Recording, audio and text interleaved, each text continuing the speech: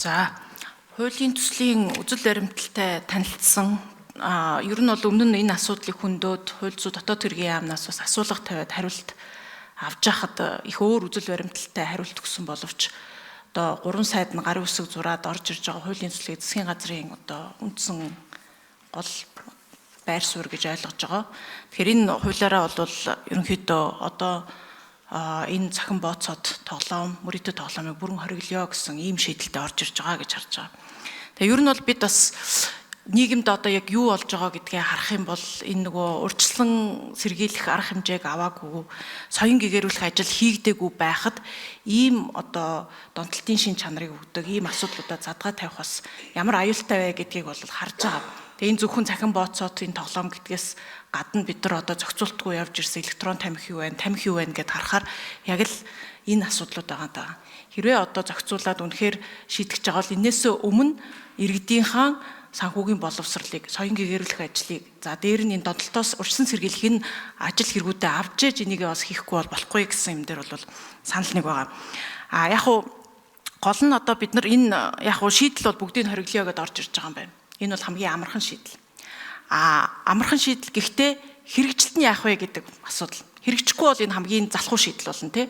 Тэгэхээр би яг уу энэ хориглолоод за хэрэгжилтийг нь яах вэ гэдэг дээр манай ажлын хэсгийнхэн засгийн газрын түвшинд хэр ярилцсан болоо гэдгийг бас асуумаар байгаа. За ер нь бол олон улсад за бүгдийг хорчих юм бол хорцсон улсууд байгаа. Солонгос, Хятадаас ахуулаад тий. Энэ дээр гардаг хамгийн том эрсдэл бол хоёр эрсдэл байгаа. Нэгдүгээрт далд хэлбэр рүү шилжих, хар зах зээл рүү шилжихтэй улам бид нар одоо энийг илрүүлэхэд хэцүү болдог асуудал байна.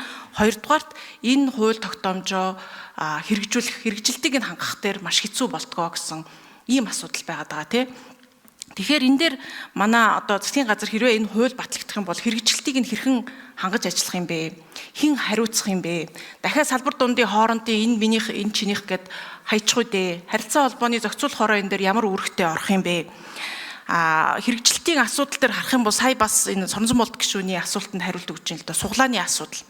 Тэгээ суглааны асуудал зөвшөөрлөлтөөс хамгийн сайд өгдгөө л гэж байна.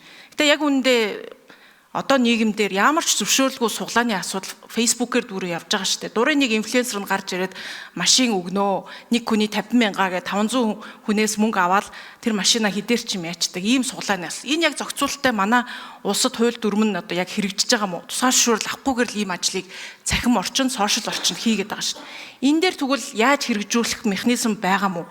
Энийгээ хийж чадахгүй бол бид нар энэ цахим орчинд бооцоод энэ аппликейшны хурдан хөгжиж байгаа юмнуудыг бид нар хэр хааж боож энийг хэрэгжүүлж чадах вэ гэдэг дээр та бүхэнийг хариулт. За хэрэгжилтийн асуудал. Хоёрдугаар асуудал бол энэ сая бас Соронзон болд гишүүн одоо хөндлөөтэй энэ банкны гүйлгээтэй холбоотой асуудал байна. Энэ асуудлыг бас ингээд хөндөж тавихын өмнө нэлээд олон залуучуудаа уулзсан, асуусан, судалсан. Үнэхээр их олон одоо сая доллар бол Монгол банкны югаар гараад крипто валютад 577 сая доллар энэ жил 2024 онд гарсан байгаа тийм. Яг гэхдээ бүгдээрээ энэ бооцоотгүй юу гэдэг бол Монгол банк бол ялах боломжгүй гэж надад бол хариу өгсөн. Энэ мөнгөн гүйлгээнүүд яг юунаар хийгдэж байна гэдэг дээр та бүхэд дүн шинжилгээ хийвүү. Надад ирсэн энэ мэдээлэлээр бол коммуникацийн асуудлыг Ready гэдэг аппликейшн. За энэ мөнгөн гүйлгээний хэтвч эднэрээ ингээд нөгөө агентууд эдэр одоо чаржлах юм болохоор энэ Mobi Cash POS гэнэ үү нэг юм аппликейшнуудаар дамжаад байна. Яг банкны дансуудаар хэр яаж гүйж байгаа гэдэг нь бол бас тодорхойлоход хэцүү байна гэдэг юм хэлж байгаа. Тэгэхээр Монгол банк энэ санхүүгийн зохицуулах хороо ер нь энэ асуудал дээр мөнгөн Тэгээ номын чимэг шүүн энэ цахим мөрөдөд тоглоомын үйл ажиллагаан дээр онцгой анхаарал тавьж манлайлж ажиллаж байсан одоо талархаж байгаа. Тэг үнэхээр хариу арга хэмжээ авахгүй байсаар байгаад сар болгон одоо энэ их хэмжээний валют гадагшаа урсгаад байна гэдэг бол энэ их хитэн тоглоод байгаа хүний асуудал бас биш юм бэл. Зарим хүмүүс хэлж байгаа л да энэ одоо өөрийнхөө буруугаас болоод өөрөө оч тоглоод өөрөө мөнгө алдаад байж штеп. Гэтэл засгийн газар өнөөдөр валютын нөөцөө нэмэгдүүлэх гэж одоо онцгой хичээж ажиллаж байгаа. Гэтэл нэг гараараа хичээгээд байдаг, нөгөө гараар нь ингээ урсаад байдаг. Тэгээ доллар шатаагаад байдаг. 1.7 их 500 сая доллар жилд гаргаад явуулчихна гэхээр яг энэ өндөө бүх ард түмний асуудал, бүх иргэдийн асуудал болчиход байна л д. Жишээ нь одоо эн чинь инфляцид нөлөөлж л байгаа. Бараа бүтээгдэхүүний үнийн өсөлтөнд нөлөөлж л байгаа. гэж 500 сая доллар гарчна гэдэг бол. Тэгээ энэ 500 сая доллар гарцсан жилийн энэ урсгал бол юу вэ гэхээр яг нөө арилжааны банкудаар дамжаад гарцсан Монгол банкн дээр тооцогдож бүртгэгдээд байгаа тооцоо болохоос биш криптогоос криптороо шилжсэн мөнгийг бол бид тоолж чадахгүй шүү дээ. Энийг дэлхийн санхүүгийн зах зээл хянж чадахгүй шүү дээ. Тэр нөө койноор шууд хоорондоо шилжүүлж байгаагүй бид нар хянж чадаагүй. Койн нь банкар дамжаад гарч байгаа бодиттой валютыг л энэ 500 сая доллар гэж Монгол банк гаргачаад байгаа байхгүй. Тэр койн хоорондоо буюу криптогоос крипто руу яаж шилжсэнийг бол бид мэдэхгүй.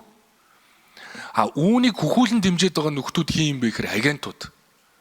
Тэр 1xBet-ийн ард 100-члын үйл ажиллагаа явуулдаг 110 агент гээд нөхдүүд 2-5% дундаас нь шимтгэл аваад банкныхаа дансыг ашиглуулад цахим хаягаа ашиглуулад гар утасны нөгөө нэг харилцаа холбооны сүлжээний дугаар ашиглуулад энийг зуучилдаг. Тэгэхээр 100-члын үйл ажиллагаа өнөөдөр хуулиар хориотой биш. Тэр 100-члын үйл ажиллагаан дээр хориг тавих уу ёстой.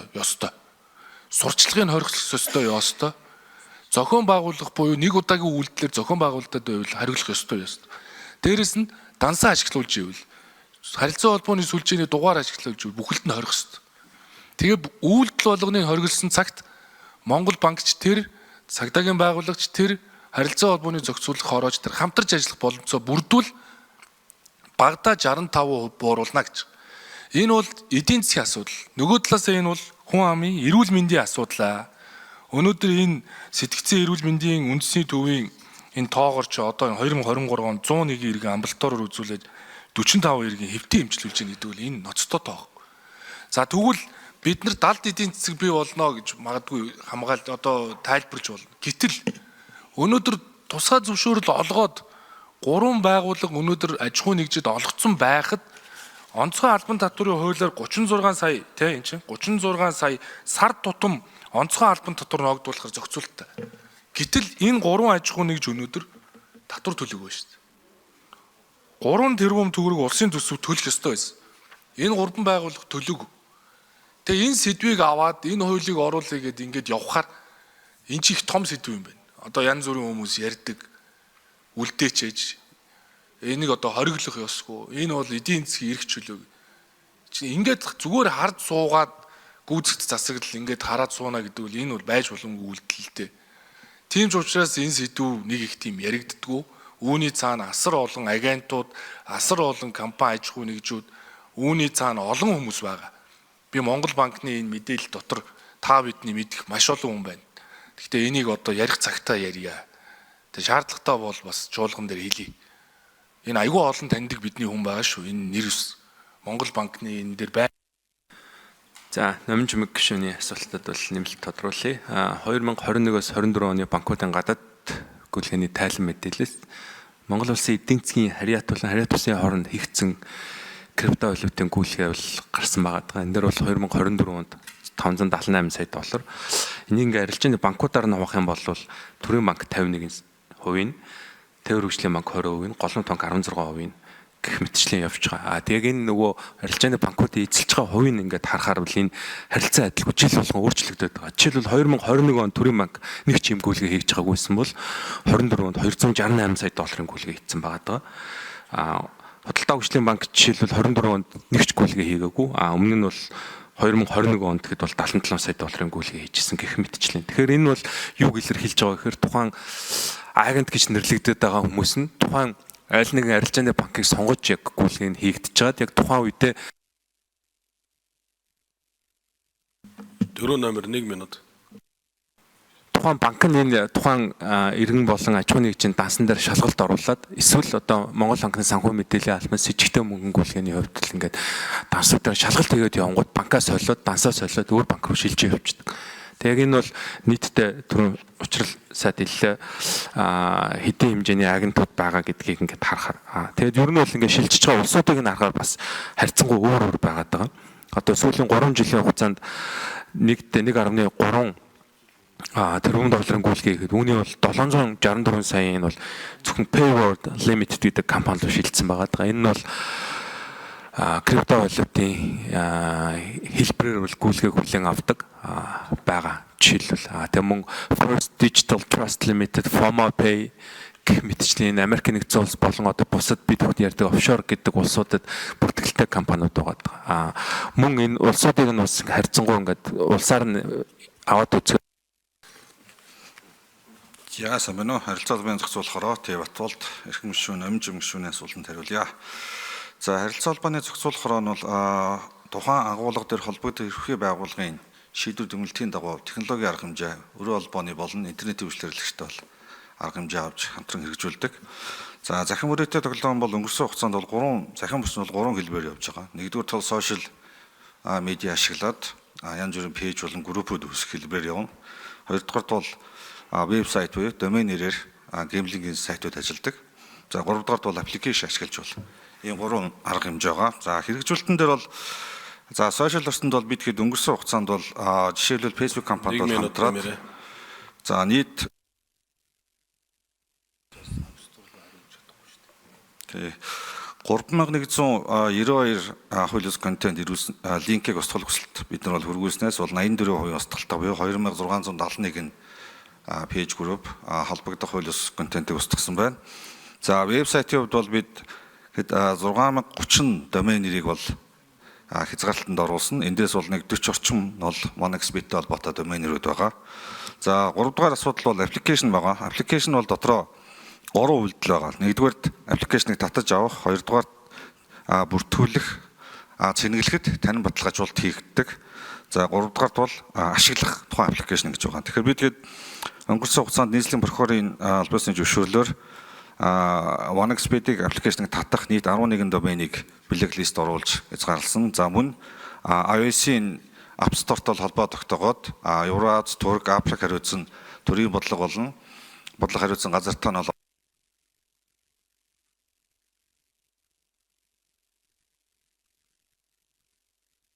За 3 номер хариулъя.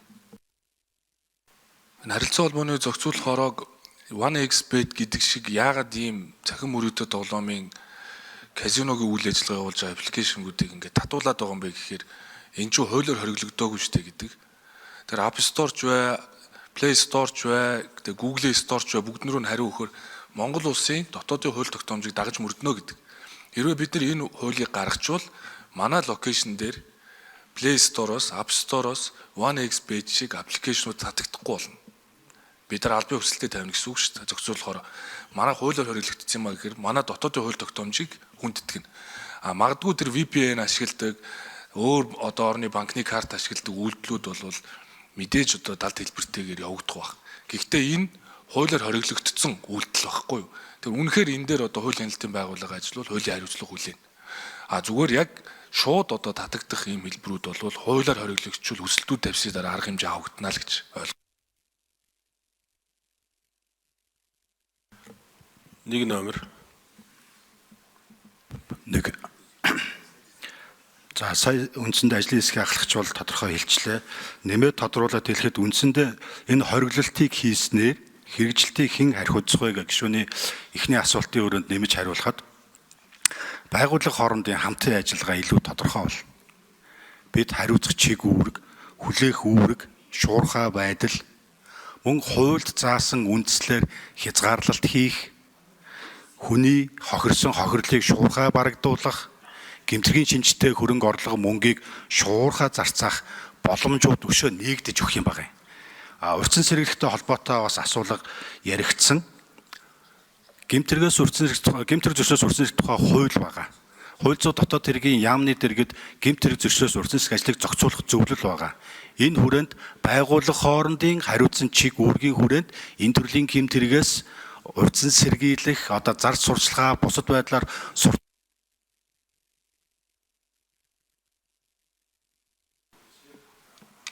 За Номжим гишүүн хариултан дээр 1 минут дахиж өгье. За бид хэрвээ энэ хуулийг гаргах бол хэрэгжилтээр нь маш нарийн процессыг нь байгууллагууд яаж уялдаа холбоотой ажиллаж түргэн шуурга арга хэмжээ авах вэ гэдэг дээр бас онцгойлон анхаарах хэрэгтэй гэж бодож байгаа. Тэгээ түрүүн хэлсэн шүү дээ энэ Facebook-ээр ийм зүгээр хувь иргэд инфлюенсерүүд хонжир суглаа угаасаа зохион байгуулад бүр гаарцсан. Тэгтэл хонжир суглаа чинь өөрөө тусгаар зөвшөөрөлт үйл ажиллагаа. Энэ дээр одоо Facebook дээр явж байгаа юм дээр жишээ нь харилцаа холбооны зохицуулахороо яаж орох нь мэддэхгүй. Цагдаа энэ дээр яаж орж байгаа эсвэл энэ дээр ерөөсө хайцсан юм уу гэд ингээд нэг эзэнгүү дунд нь дараа нэг хэдэн удаа сайтууд хаагаад дуусаад дараа нөгөө нэг одоо VPN-ээрээ байд юм уу бүх юмараа ороод боломж нь нэгдээд хар зах зээл рүү орчих үдэл гэсэн ийм л болгоомжл байгаа. Бид нар ичнээ гоё хууль гаргахаа ярьж болно. Гол нь нөгөө хэрэгжилтийн үр дүнгээ ямар байх юм гэдгийг бодитоор тооцоолоод тэрнийхээ л одоо процессжуулах ажил дээр бас анхаарах хэрэгтэй гэж харж байгаа болохоор энэ дээр хэрэгжилтийг хангах байгууллагуудын уялдаа холбоо